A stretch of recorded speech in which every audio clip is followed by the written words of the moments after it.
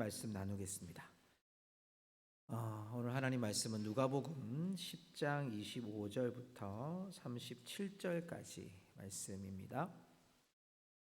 제가 가지고 있는 성경은 110페이지에 있습니다. 누가복음 10장 25절부터 37절까지 우리 한 절씩 말씀을 교독하겠습니다.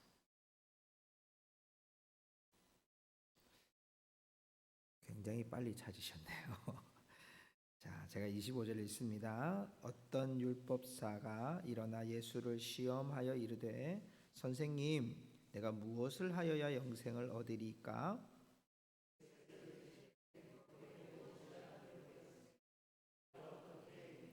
대답하여 이르되 내 마음을 다하며 목숨을 다하며 힘을 다하며 뜻을 다하여 주 너희 하나님을 사랑하고 또한 내 이웃을 내 자신같이 사랑하라 하였나이다.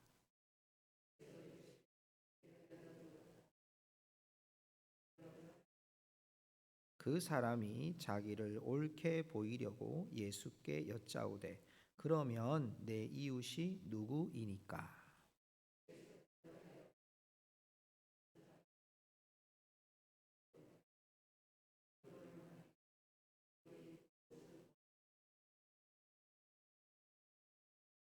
마침 한 제사장이 그 길로 내려가다가 그를 보고 피하여 지나가고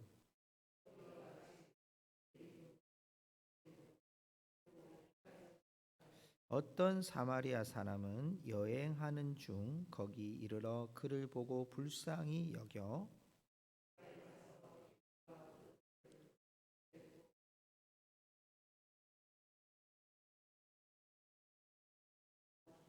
그 이튿날 그가 주막 주인에게 데나리온 둘을 내어 주며 이르되 이 사람을 돌보아 주라. 비용이 더 들면 내가 돌아올 때에 갚으리라 하였으니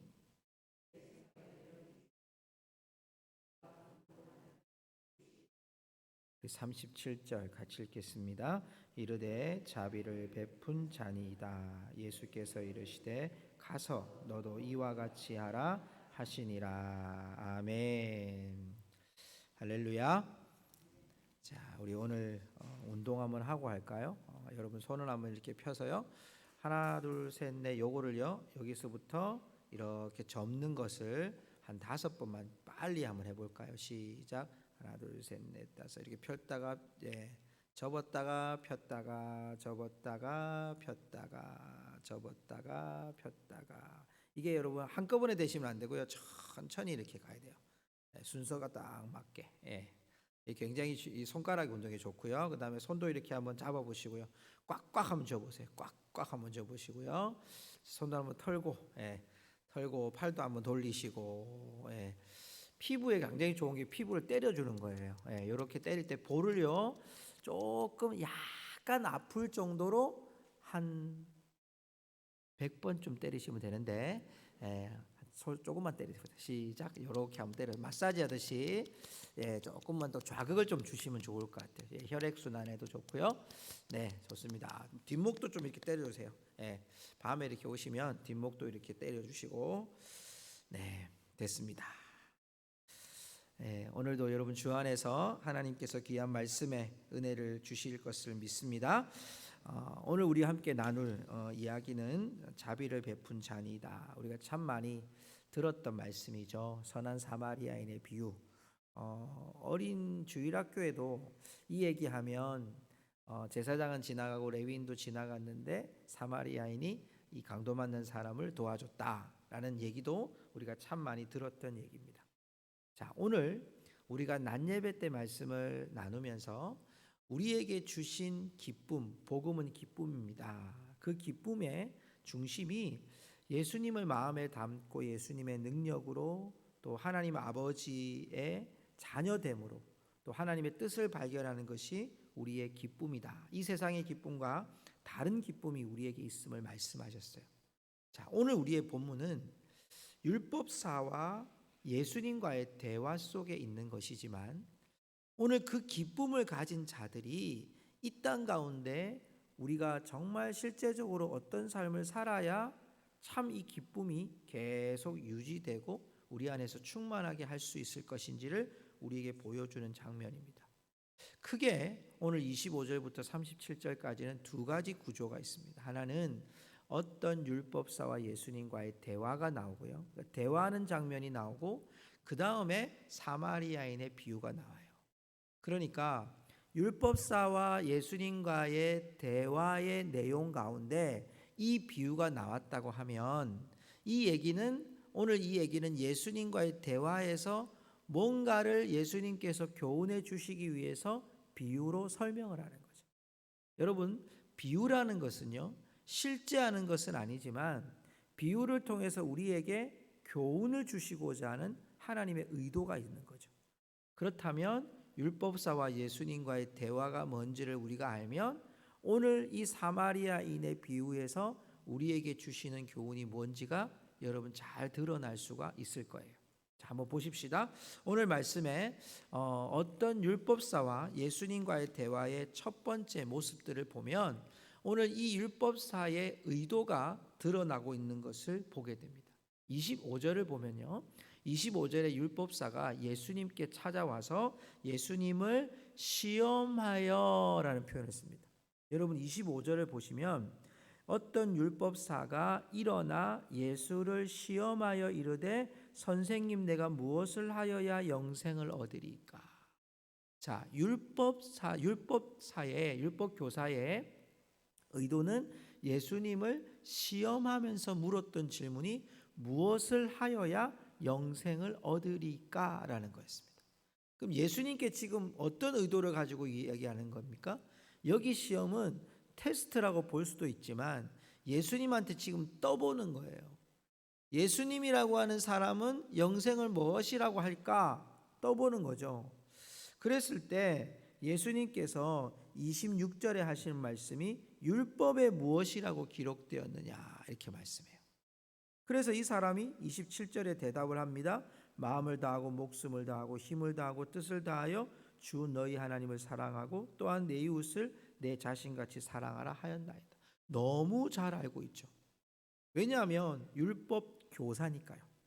율법 선생님이니까 율법을 가르치는 데는 굉장히 익숙한 거예요. 그래서 예수님께서 하셨던 질문에 대해서 마치 천상뉴스처럼 쫙 나오는 거예요. 여러분, 율법이 뭔지를 아는 사람이 그러면 율법에 뭐라고 되어 있니? 네, 율법에는 마음을 다하고 목숨을 다하고 힘을 다하여 주 너희 하나님을 사랑하고 내 이웃을 내 몸같이 사랑하라고 했습니다 라고 말했는 거죠. 자, 여러분 이 말씀 속에 보면 율법 교사는 너무나도 율법을 잘 알고 있고 예수님의 대답을 너무나도 잘 하고 있어요. 그랬더니 자, 그 다음 보십시오.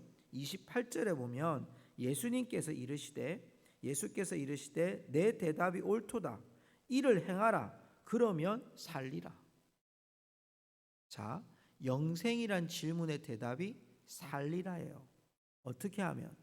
마음을 다하고 목숨을 다하고 힘을 다하여 주 너희 하나님을 사랑하고 내 이웃을 내 몸과 같이 사랑하면 너는 영생을 얻게 될 거다라고 예수님의 대화가 거기서 끝날 것 같았어요.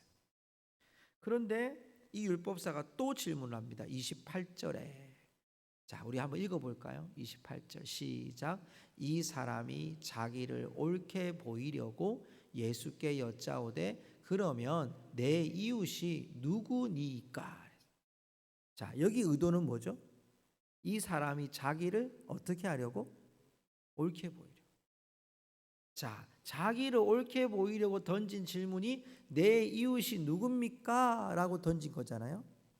그때 예수님이 하신 비유가 뭐예요? 선한 사마리아인의 비유를 하시는 거예요.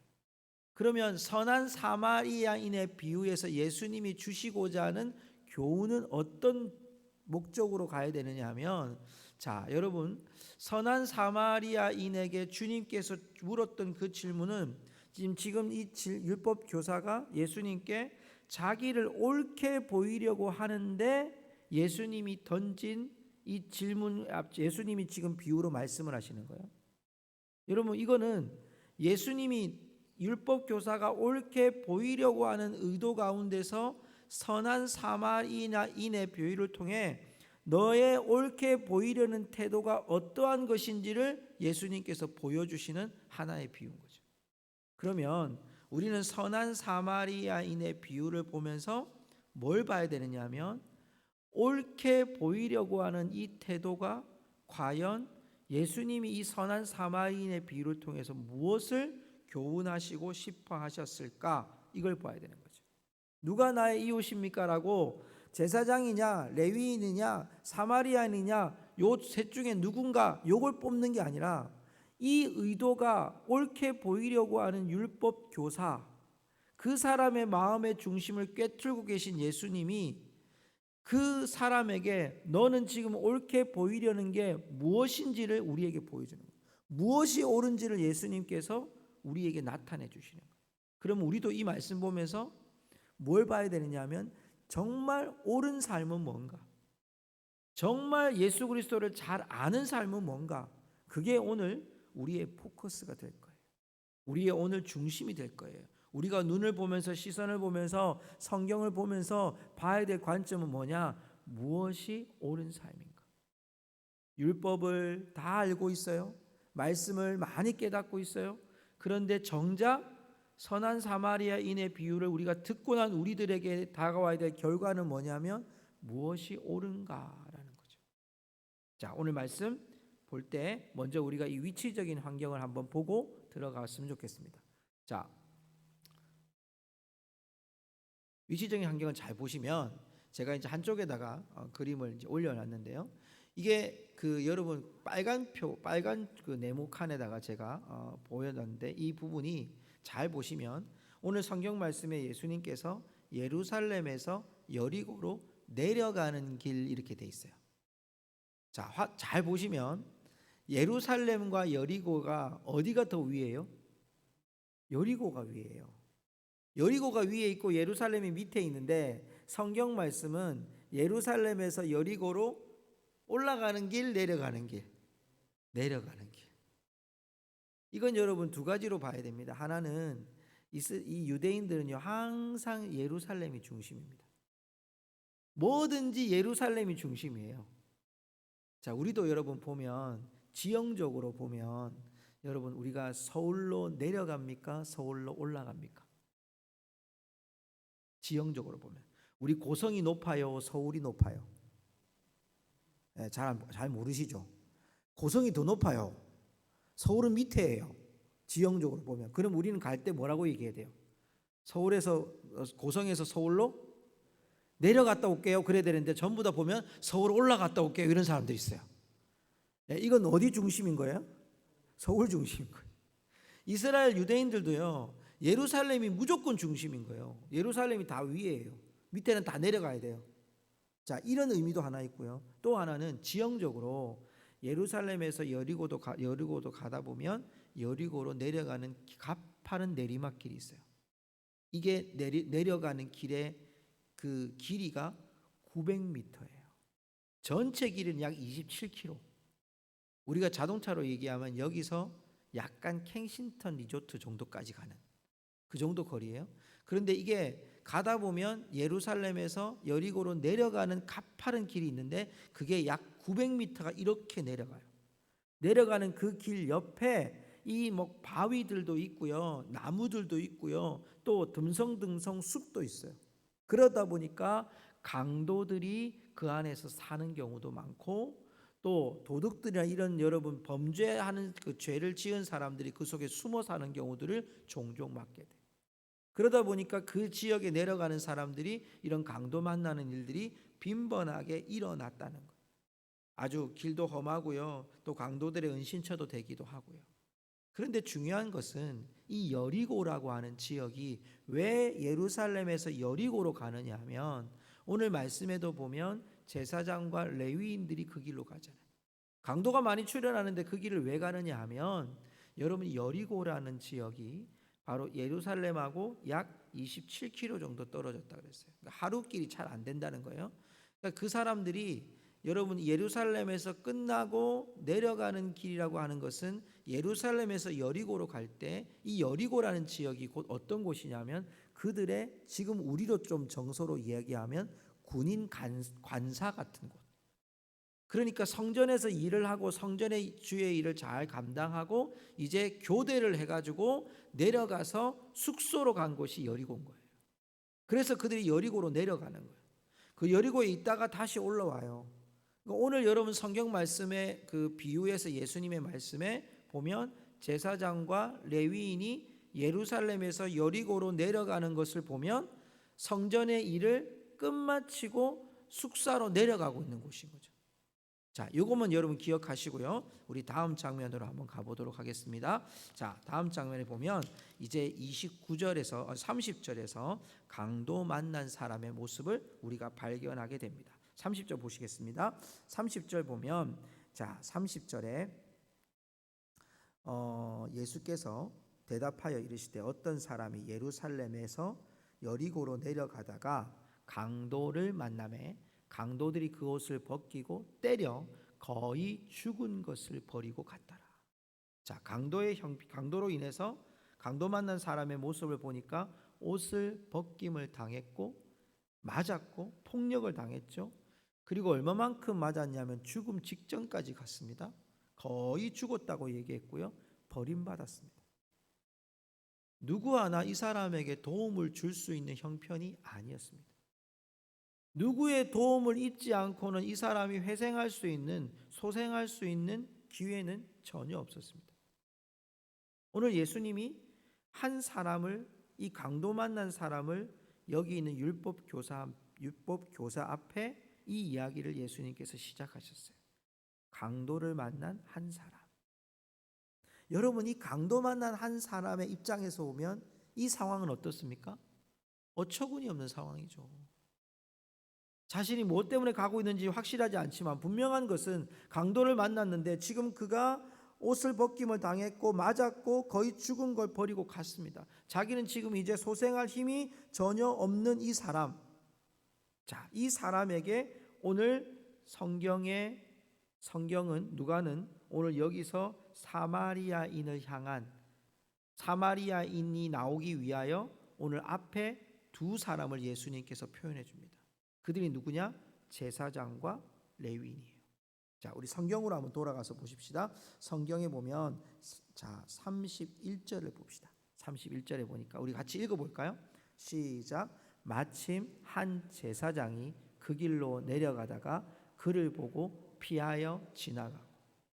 저는 말씀을 읽다가 마침이라는 이 단어가 참 마음에 와닿았습니다. 마침. 자, 여러분, 마침이라는 뜻의 의미 속에는 그 다음 뭘 기대할까요? 네, 마침 딱 제사장이 왔다는 것은 이 제사장에 대한 기대가 있는 거죠. 제사장이 뭘 할 수 있을 거라고 기대를 하고 있는 거죠. 제사장이 뭘 해줄 것 같은 기대를 성경의 저자인 누가가 마침 한 제사장이 강도를 만난 이 사람 앞에 마침 아무도 지금 이 사람을 회복시킬 수 없는 그 사람 앞에 한 사람 제사장, 율법을 너무나도 잘 알고 있고 지금도 성전에서 예배를 드리고 온 그 한 제사장이 그 길로 내려가고 있어요. 이제 모든 일을 마치고 이제는 나의 관사로 넘어가서 다시 쉬었다가 성전으로 올라와야 될 그 제사장을 보여주고 있어요. 여러분, 제사장은요 거룩한 사람이 돼야 됩니다. 여러분, 제사장은요 옷도 거룩해야 되고요, 생활도 거룩해야 되고요, 그리고 모든 것이 구별되어야 될 사람이에요. 그렇지만 오늘 이 장면에는 성전으로 올라가는 것이 아니라 성전에서 내려오고 있는 거예요. 모든 사역을 마치고 내려오고 있는 마침 어떤 기대를 하고 있었을까요?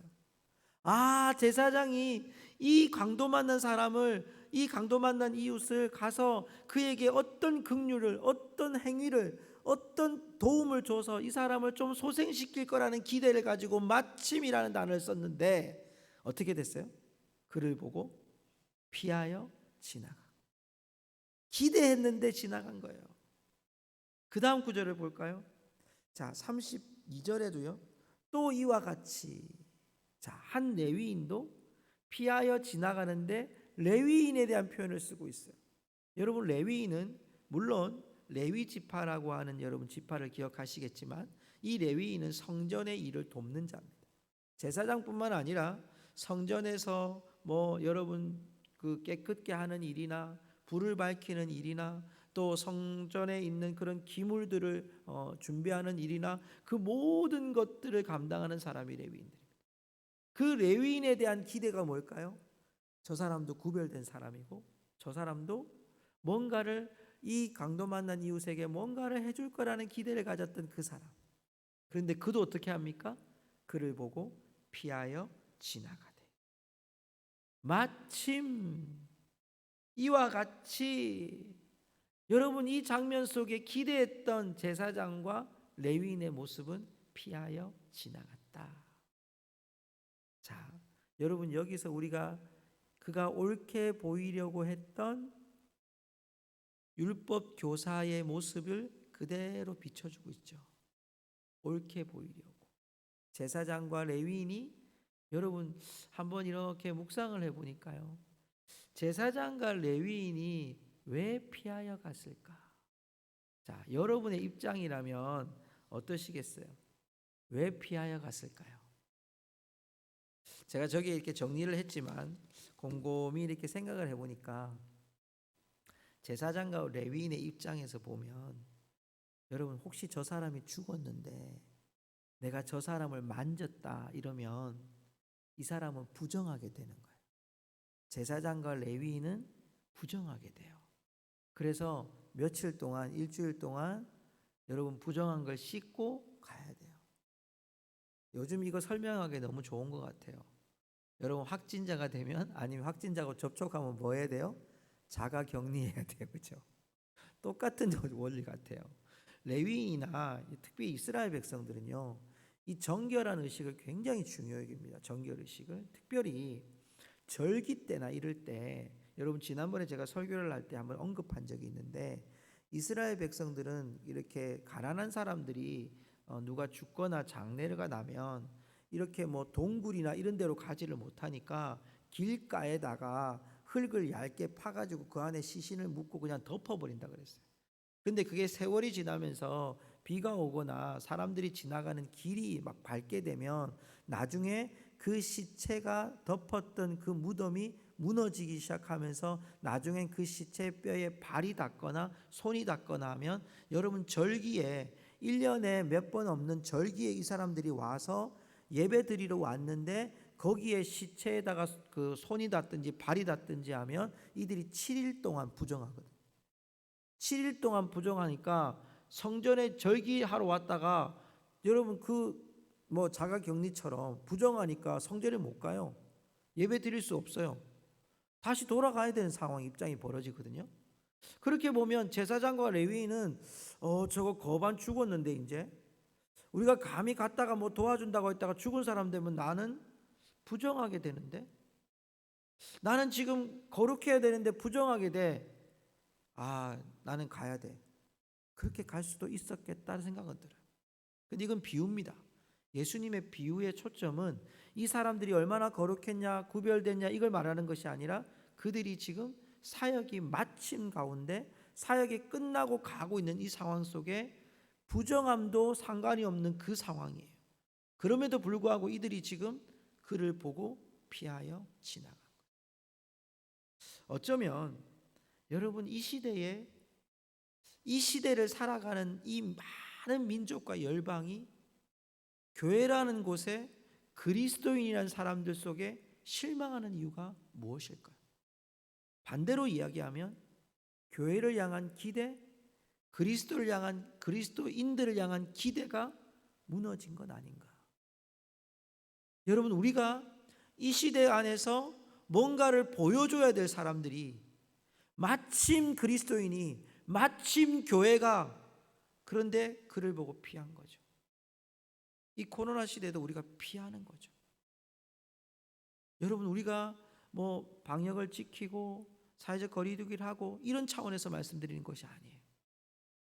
세상이 어떻게 보면 이때에 어떻게 살아야 되는지에 대한 대안을 교회를 바라보고 있다가 실망스러운 교회의 모습 때문에 실망스러운 그리스도인 때문에 몇몇 옳지 못한 사람들의 모습들 때문에 여러분 우리에게 일어나고 있는 이 모습은 아닌가 그런 생각이 듭니다.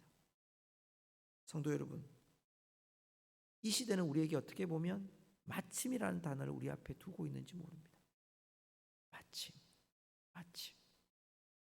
마침 우리가, 마침 교회가, 마침 그리스도인이, 그런데 피하여 지나가는 이 시대의 모습. 율법 교사의 옳게 보이려는 모습은, 율법 교사는 자기가 알고 있는 모든 것들로 옳게 보일 수 있었습니다. 옳게 보일 수 있는 능력을 가지고 있었습니다. 나는 모든 걸 다 했습니다. 나는 율법에 정한 대로 예배도 드렸고 절기도 했고 예물도 드렸고 기도도 했고 금식 기도도 했고 11조도 하고 다 했습니다. 그런데 율법 교사가 그것으로 자기의 옳게 보이려고 했습니다. 그러나 예수님의 비유에는 그게 옳게 보이려고 했던 제사장과 레위인의 행동을 예수님은 말씀하지 않습니다. 자, 그 다음 말씀 볼까요? 자, 어떤 사마리아인이, 자 보십시다. 33절로 가니까 어떤 사마리아 사람은 여행하는 중 거기 이르러 그를 보고 불쌍히 여겨. 우리 한번 따라 합시다. 불쌍히 여겨. 자, 이 단어 하나가 모든 것을 지금 함축하고 있어요. 그 다음 나온다. 여행하는 중인데 모든 것을 다 불쌍히 여겨. 보십시오. 가까이 가서 기름과 포도주를 그 상처에 붓고, 이건 뭐죠? 응급처치를 한 거예요. 그리고 싸매고 자기 짐승에 태워서 이동합니다. 주막으로 데리고 가서 돌보아 줍니다. 책임집니다. 그 다음 구절에 보면 그 이튿날 주막 주인한테 데나리온 2를 내어주면서 이 사람을 돌보아 주라. 비용이 더 들면 내가 돌아올 때에 갚으리라. 완전히 책임지고 있어요. 불쌍히 여기는 마음만 이야기하는 것이 아니라 불쌍히 여기는 마음으로 그의 삶을 책임지고 있는 여러분 사마리아인의 모습을 우리는 발견하고 있습니다. 불쌍히 여긴다는 말은 책임진다는 말까지 우리는 함축하고 있다는 사실을 기억해야 됩니다. 오늘 무엇을 교훈하고 있습니까? 율법 교사가 옳게 보이려고 하는 그 의도 속에 예수님은 뭘 보여주고 있습니까? 선한 사마리아인이 불쌍히 여겨 그를 책임지고 있는 삶을 보여주고 있는 것이죠. 성도 여러분, 누가 이웃입니까? 옳게 보이려는 모습이 아니라 필요를 정말 채울 수 있는 긍휼, 불쌍히 여길 수 있는 그 마음, 그것이 여러분 하나님의 나라를 이루어가는 것이라고 우리에게 말씀하는 거죠. 우리 장로님이 말씀하셨던 것처럼 우리 교회가 섬기는 소금강교회, 저도 처음 갔습니다. 처음 가봤는데 이렇게 마을의 완전 안쪽에 있더라고요. 산 밑에 있는 밭이 있고 그 밑에 교회가 이렇게 있는데, 원래는 이렇게 가정집처럼 있는 곳을 이제 개조를 해서 교회를 만들고 한켠엔 가정집을 하고 한켠엔 예배당을 만든 그런 곳이었습니다. 그러니까 이렇게 가서 보니까 이제 수리를 하고 있는데 뭐 지붕을 이제 수리를 하는 거죠. 지붕 공사도 하고 옆에 있는 이제 벽이 그냥 벽돌 하나 쌓아놓고 그 벽돌에 창을 붙여 놓은 거죠. 그러니까 얼마나 뭐 겨울엔 춥겠습니까? 바람이 술술 들어오는데 어르신들밖에 없어요, 교회 성도님들이. 이제 그런 가운데 이제 우리 예배를 드리고 지금까지 이제 교회를 세워와서 서울에 있는 광염교회가 돕고 또 우리 시차례와 노회가 함께 도와서 이 일들을 감당하고 있는데 그런 마음이 들더라고요. 이제 저희 시차례가 요즘 굉장히 좀 목사님들하고 관계가 좋아져서 이런 일들을 이제 함께 할 때 보니까 그날따라 또 이렇게 비가 억수같이 쏟아졌어요. 근데 지붕 위에 목사님들이 한 5분 올라가 있는 거예요. 이거 잘못하다가 떨어지면 큰일 날 일이거든요. 근데 목사님들이 뭘 걱정하냐면 자기들이 지금 떨어질까 봐, 우리들 밑에서 보면 저는 밑에서 이제 일을 했는데 걱정되는데, 목사님들은 위에서 어떻게 하면 지금 이거 안 막으면 이거 계속 물이 살 건데 이거 걱정하시고 위에서 계속 받고 있는 거예요. 이렇게. 저 마음이구나라는 생각이 들었어요. 여러분, 강도 만난 이웃을 볼 때 내 입장을 생각하면 제사장과 레위인 옳게 보이려면 율법으로도 옳게 보이려면 피하여 가는 게 맞을 수 있겠죠. 왜? 부정하면 안 되니까. 다음에 일하려면 부정한 일을 하면 안 되니까. 교대해 줘야 되니까. 성전의 일을 감당하려고 하니까 내가 구별돼야 되니까. 율법의 기준에 보면 나는 피하여 가는 것이 나에겐 타당성 있는 행동이에요. 합당한 거예요. 그런데 오늘 선한 사마리아인은 여행하는 길이에요. 그런데 그 여행하는 길 속에 그를 만났을 때 죽었는지 살았는지를 확인하는 것이 아니라 가까이 갑니다. 그리고 그를 응급처치하고 데리고 가서 책임지고 돌보아주고 그에게 긍휼함을 베풀고 있는 한 사람을 우리에게 발견합니다. 옳게 보이는 삶이 뭔가? 우리에게 율법이 얼마만큼 율법으로 우리가 잘 정돈되어 있느냐, 얼마나 잘하고 있느냐라고 하는 알미 아니라 우리 가운데 삶이 있다는 것.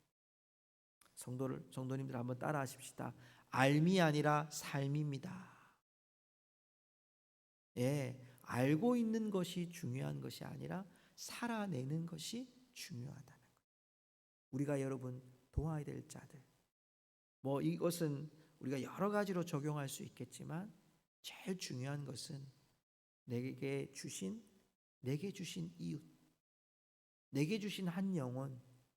여러분 그 영혼을 보면서 우리에게 불쌍히 여기는 마음이 있는지, 또 그들의 필요를 채우고자 하는 내 헌신과 수고와 책임이 그 앞에 있는지를 오늘 주님은 우리에게 묻고 계십니다. 알고 있는 것이 아니라 너희들 그렇게 살고 있는지를 우리에게 묻고 있는 것입니다. 여러분의 삶 속에, 저와 여러분의 삶 속에 내게 주신 이웃이 누구입니까? 강도 만난 이웃, 그 이웃을 보면서 내가 옳게 보이려고 살아가는 그런 자가 아니라 직접 그의 안에 정말 옳은 삶은 나를 통해서 그 잃어버린 영혼, 또 나를 통해서 강도 만난 이웃에 그를 데리고 또한 책임을 지고 긍휼히 여기는 데까지 가는 것이 우리의 올바른 삶이라는 것. 그것이 바로 주님의 마음이라는 겁니다. 오늘 저와 여러분의 삶 속에 그런 주님의 마음이 우리 모든 성도들에게 함께 있기를 주의 이름으로 축복합니다. 기도하겠습니다.